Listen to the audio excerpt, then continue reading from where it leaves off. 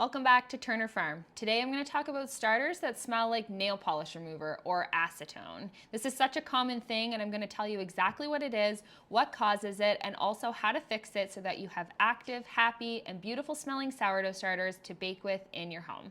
Be sure to subscribe to our channel for more sourdough tutorials like this one.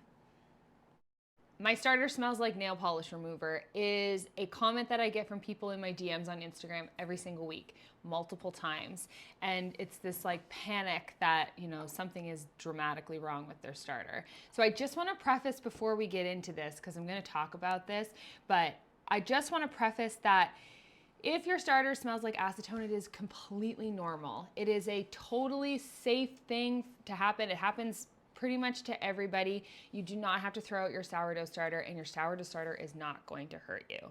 So today I'm going to talk about what acetone is, so what that nail polish remover smell is, why it happens, different reasons why it happens, and then how you can fix it. And it's going to be super quick and easy for you to take your starter from smelling like nail polish remover to this beautiful, active, and yeasty sourdough starter. So I purposely allowed this one to get pretty flat and quite sour smelling. It hasn't gotten quite to the point where it smells like acetone, but it's on its way. And then this one is just my active regular sourdough starter. So I'm gonna talk about what acetone is to start really quickly, and how it happens in your starter. So in short, acetone is a naturally derived byproduct of fermentation, and it happens when your sourdough starter, for example, has eaten through all of the available food that you've given it, which the food would be the flour. And so that's why I'm always such a huge proponent to feeding thicker and feeding more food to starter ratio, as opposed to like a 1-to-1 or even a 1-to-2 ratio. I find it very important to do it this way so that you can avoid the acetone, because acetone smell, while it's completely safe for you, it does mean that the yeast in your starter is struggling and stressed. And we don't really want to do that to our starter every single day. It's okay if it happens sometimes, like we all leave our starter, forget about it I've forgotten about mine on the counter for over a week before. It happens, but it's not something that you want to make a habit of every single day, obviously, because you want to keep that starter nice and active and happy. But I will say that if you happen to have a jar of discards, this is actually my jar of discard, that's why it smells so sour. If you have a jar of discard in the fridge and it's sitting there for a really long time and it develops like the layer of hooch on the top of your discard and it starts to smell like nail polish remover, acetone has a very low burn point. So you can safely use that in any discard recipe, and when you go to cook it in the oven, or if you're frying it, depending on what type of recipe you're making, as soon as it starts cooking, it will dissipate. So you won't have the smell of acetone or the taste of acetone when you're using this in baking. I wouldn't necessarily suggest using a sourdough starter that smells like acetone in a sourdough bread recipe, not because it's not safe, but because it's not very strong. It means that your starter is very weak and very hungry, and so it's just not something that I would personally want to make sourdough bread with. But it is perfectly safe to use in, if you want to make crackers or pie crust or cookies or naan or a whole bunch of different discard recipes. Totally safe to take it out, use it in your discard recipe. It will bake off, it will dissipate, you will not have to worry about it. If you are concerned with how it smells, because obviously when you go to make your dough for whatever you're making, it is going to still smell a little bit like acetone.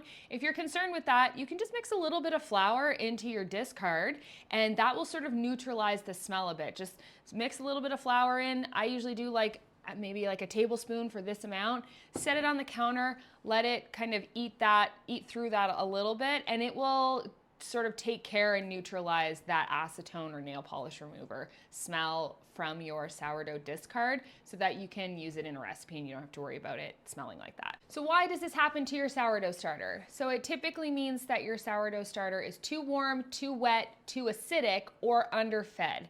There's lots of reasons why these things would happen. So too warm, if you live in a climate, or for example, when we have summer here, it gets very, very warm and really humid. And when that happens, when I feed my sourdough starter, it tends to eat through the food or ferment very quickly.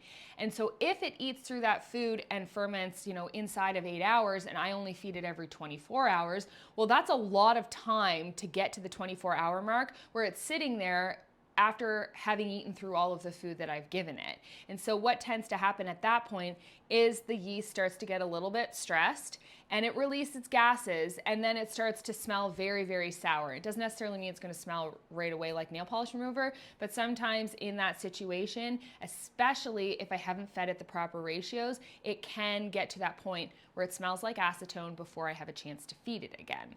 Feeding too wet. So too wet would be your water to flour ratio is off. You really want to make sure, and we're going to feed today, I'm going to show you exactly what mine looks like when I feed it. And I've done lots of videos on feeding, so I'm sure lots of you know what I expect my starter to look like when I freshly feed it. But basically, you want to make sure that your starter is thick right out of the gate. If your starter is not thick out of the gate, then it's never going to get thick, because what happens is as it ferments and eats through the flour or food that you've given it, it will start to kind of ferment and get more liquefied.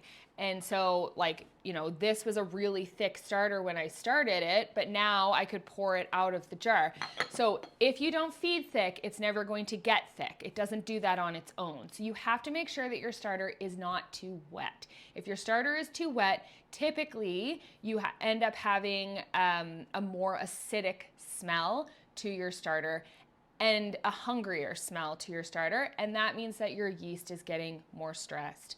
So making sure that your flour to water ratio is adequate is very important when you're feeding your starter.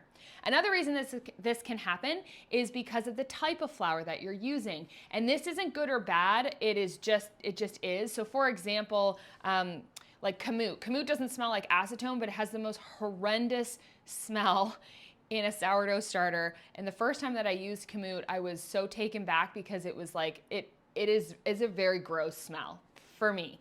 But that's just the type of grain that it is. If you're using a rye flour or an einkorn flour, those are very acidic smelling grains, simply because when you feed your starter, it ferments really quickly. The gluten is so much less in those grains that it is going to ferment very fast, whereas maybe a conventional wheat won't. So if you're using an einkorn or a rye flour, just be prepared for it to smell a lot more sour. It doesn't necessarily mean it's going to smell like acetone, but that is just something to keep in mind. Those are flours that you want to feed nice and thick, and you want to give it lots of time to ferment in the jar, rather than feeding it more wet, because you will get a lot more acidity in those grains while they're fermenting. If you underfeed your sourdough starter, this is a very classic mistake that people make. And when I say this, I mean the people that don't really discard or measure their sourdough starters. And I know that there's a lot of people, probably on YouTube, a lot of people on Instagram, that try to make the lazy man's feed to your sourdough starter by just simply taking this and adding flour and water into the same jar. The problem with that is that over time, your starter is just either going to be quite flat. It's never going to get super, super active. And usually when I see people feeding their starters like that, they can make sandwich loaves and things like that, but I'm not seeing this huge, beautiful, active starter that you're going to get if you're feeding like a 1:5 ratio of starter to flour, or even a 1:10 in the hotter months, and you're feeding into a new jar every time. And that really isn't that hard. And yes, you do end up with discard, and you should end up with discard. This is a huge misconception within the community of trying to feed starters without discard. You just end up with giant starters, which are pretty much as weak as just baking sourdough with a giant discard. So I don't believe in that. I don't believe in not discarding your sourdough. I believe that it needs proper ratios in order to be fed properly. There's a huge difference between this and between this active sourdough starter. A huge difference. And what I'm seeing in this community of not discarding is mostly just very weak, inactive starters. So I don't suggest doing that. If you don't want to feed into a clean jar every time, at least dump a lot of this out. You should have 5 parts food at least to 1 part starter. And so if I'm going to do 5 parts of food to this, like I'm feeding in a giant bowl, and that's way too much flour. It's just a huge waste. So don't do that. Don't get in the habit of underfeeding your sourdough starter by not properly measuring out the ratios that you need. And, you know, I don't use a scale every time. I often will just take a scoop out of this and I will measure my flour water based on the consistency that I know it needs in order to thrive. It doesn't have to be difficult. You don't have to be weighing and measuring and all the things every day. Once you get the hang of it, you know what your starter needs, but use a clean jar every time. I have a whole video on how to feed your starter that way, and I just can't stress it enough how important it is. So making sure you're discarding, making sure you're not underfeeding your sourdough starter. Don't fall into the trap of whatever is online of people saying you can just keep adding flour and water. You will never have enough food for your starter if you do it that way. So, and then eventually it's either going to smell like flour or it's going to smell very acidic, or it's just not going to be as strong as a regular sourdough starter. And you're not going to be able to make really high hydration sourdough bread. You're going to be making sandwich loaves or like 60 to 65% hydration sourdough, which are not fully fermented. And that's not, for me, that's just not what I'm looking for. So making sure you're adequately feeding your sourdough starter. In short, acetone is fine. It's not going to hurt you. It's not going to hurt your sourdough starter, but I know it can smell a little bit unpleasant. So I'm going to show you ways that you can combat that, and in order to kind of have this active, thriving sourdough starter and not have the acetone smell. So I'm just going to show you these different ones. So this is my discard. It still has some activity. I feed my starter a lot and I discard a lot and I bake with it a lot. So I don't usually end up with nail polish remover smelling starters. However, it's totally happened. It's definitely happened to me, especially in the summer. This is my more active sourdough starter. So what's going to happen is I'm going to show you how I feed this to make sure I maintain this. So in the winter here, it takes my starter, you know, well over 12 hours to get to this point. And if you're feeding thick enough, what should happen is in the colder months, once it gets to the peak, it's going to hang out there for a while. Yes, it's losing yeast and it's losing activity, but it will hang out there for longer than it will in the warmer months. So I have longer to catch this. So this might take 12 hours, 15 hours to get to this peak. It might hang out there for 3 or 4 hours and then start to fall back down. So this has already started to kind of fall back down and I'm ready to feed it. So you can tell my starter never really gets flat before I feed it again. However, in the summer months, that's not the case. It may activate to its peak in 8 hours, hold it there for an hour, and then start to fall. And it's going to be flat for most of the day. So I'm going to show you how I feed my starter in the summer months. So I'm going to feed the exact same amount of water that I do. So I usually do about 50 grams or a quarter cup of water. And then I'm going to come in with my flour. And often in the summer months, I will feed a little bit more flour to the water ratio. And so that means it's not 100% hydration in my sourdough starter. However, it gives the starter more food to eat through. And then I'm going to come in with a small teaspoon, and I'm only doing a tiny bit. So it works out to about 10 grams, a little bit less even, and we're going to stir that up. And what I'm looking for when I do this is how thick my starter is. And so in the summer, right now in the winter, this is perfectly fine. But in the summer, I want this even thicker. So what I do is, and you'll see I'm not even measuring. I'm just going by consistency. This doesn't have to be hard. You don't have to have a whole bunch of apparatus. I'm just going to kind of sprinkle in a little bit extra flour there. And the reason for that is you just want to make sure, especially in the hot months, for people who are having acetone issues in their sourdough starters, you want to make sure that your starter is not really wet. You're almost erring on the side of like a stiff starter. Okay, so you're gonna be able to bring this out of the bowl and tip it upside down, and it's gonna be really thick. It's almost gonna form like a ball in the bottom of your dish that you're feeding it into. Okay, so that is what we're looking for in the thickness of a starter who is having issues with acetone. You want it to be extra fed. I'm using a high protein all-purpose flour, organic all-purpose flour. If you are in the States, you're probably gonna wanna go toward a bread flour because that's gonna give you the protein that you need. And this is what you're looking for. And you really just wanna, if you're finding that it's still eating through this, you can add even a little bit more flour. It's okay to have a super thick starter. I have made starters so thick before that I can knead them on the table. I can like twirl them around in a ball on the counter. It will still ferment. It will ferment. It will be thicker than this, but it will still ferment and it will still get soupier and active just like this will, even if you feed it super thick. So essentially all of that to say that the remedy for a nail polish remover smelling starter is just to simply feed it. It is very, very hungry. That's what it means. But you want to make sure you're feeding it properly. So another thing that you can do if you have a chronic issue with your starter smelling like acetone, or your starter just simply smelling very sour to the point that it burns your nose. And I'm sure people who are watching this are like, oh yeah, like I hate when that happens. When you go to smell your sourdough starter and it like burns your nose. If you're having chronic issues with your starter being that way, then what you can do is making sure you're catching it right at its peak. So I'm usually like a huge proponent to like easy, not married to your sourdough type of stuff. So I never feed my starter more than once a day.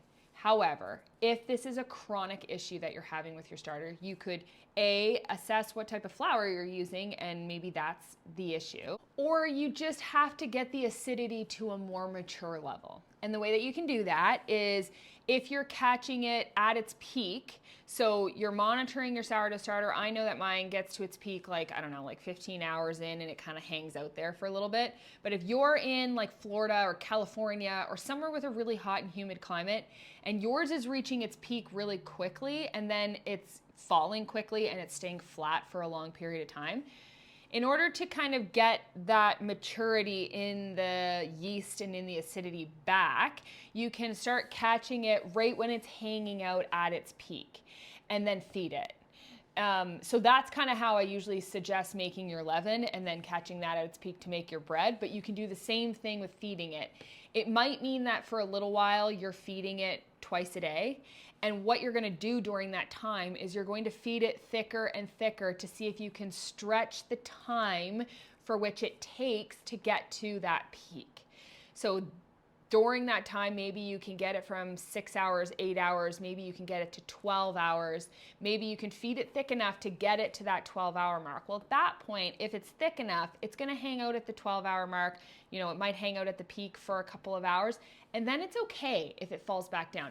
If it falls back down and it's sitting there for like 8 hours, it's not gonna get acetone smelling. It might get sour smelling, but it's not gonna smell like acetone. So you might want to just feed more often. So feeding, making sure it's getting to its peak. I never recommend feeding twice a day if you're feeding your starter when it's not fully active. You want bubbles and you want growth. You want it to at least double, triple in size, a nice, active, bubbly starter. At that point, you're safe to feed it again. So you may do like a twice a day feed for a little while until you get the hang of the ratios that you need for your flour or your food in order to feed it thick enough to stretch it longer. And then that just basically, matures your yeast and your acidity in your sourdough starter. People who live down south tend to feed their starters a lot thicker than people like myself who is in the middle of winter here. If I feed my starter thicker, it will build heat and it will encourage it. So if I have a flat dormant starter, I will tend to feed thicker. Same remedy as if you have an acidic soupy starter, which is ironic, but basically that yeast builds heat and it kind of gets it going again. But I don't tend to do that as a rule every single day with my sourdough starter in February in Nova Scotia, just because it takes so long to get active feeding it that way. In July here, it's like Florida in March. It would be similar to the climate there in March. So I will do that. We might reach 95 degrees, 100 degrees some days with the humidity, and I might feed my starter really, really thick because I don't have the time to be babysitting it and feeding it twice a day all summer long. I just don't want to do that. So feeding it super thick to get it longer. And then also, once you get the maturity back in your sourdough starter and you're not getting that nail polish remover smell, there's no harm in putting it in the fridge for a little bit. And so if you're feeling like, you just don't want to be feeding it anymore and you're not baking as much because it's really hot, there's no harm in putting it in the fridge. It's not going to come back to being like nail polish remover. It might smell like that for a minute, but it won't chronically revert to that if you're only leaving it in the fridge for a few days or even a week. So those are my tips and tricks for sourdough starters. That is like what acetone is, why it happens, and how you can remedy the situation in your sourdough starter. If you have any further questions about that, feel free to put them in the comments below and I'll do my best to answer them. And make sure you like and subscribe to our channel for more videos like this one.